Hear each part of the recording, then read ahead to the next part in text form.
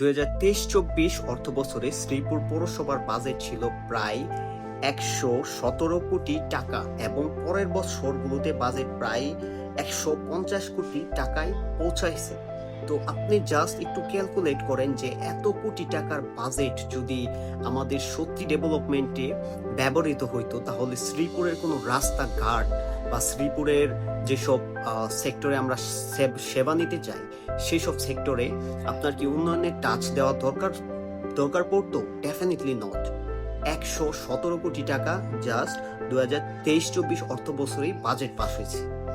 কত কোটি কোটি টাকার বাজেটে শ্রীপুর পৌরসভায় পাস হয় তা আপনিও জানেন না, আমিও জানি না, বা আমরা কখনো জানার চেষ্টা করি না, বা যারা এগুলা জানার চেষ্টা করে তাদেরই মুখ আমরা বন্ধ করে দেই।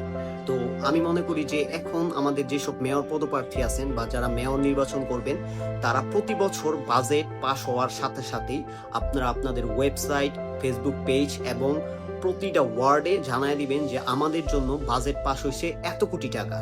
তো ভিডিওটা ভালো লাগলে অবশ্যই শেয়ার দিবেন এবং আমার পাশে থাকবেন। আমি আশা করি যে আমি যে কোনো বিপদে পড়লে এইসব ভিডিও বানায়া আপনারা ডেফিনেটলি আমার পাশে থাকবেন। ধন্যবাদ।